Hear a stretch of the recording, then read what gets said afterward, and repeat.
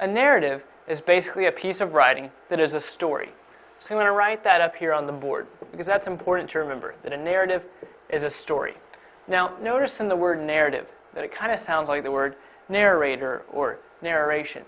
Now, when you think of a narrator, it's generally the person in a play that guides the audience through the story and tells what's going on.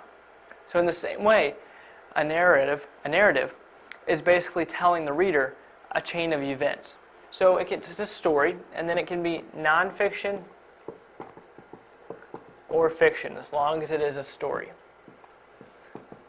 Now, there are certain characteristics that a piece of writing must have in order to be considered a narrative. First of all, it must have a plot.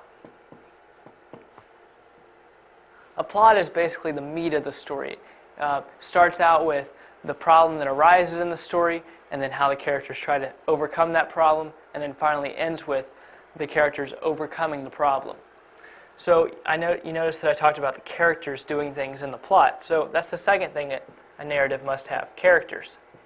These characters can be people, animals, or things, but generally it's going to be people. There has to be some kind of interaction between the characters in order to form the plot, which forms the narrative. And then finally, a narrative is going to include figurative language.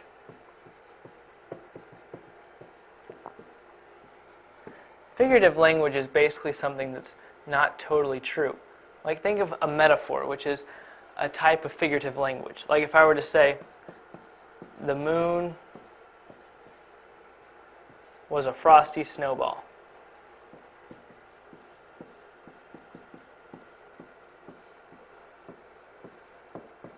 Look at that sentence. The moon was a frosty snowball.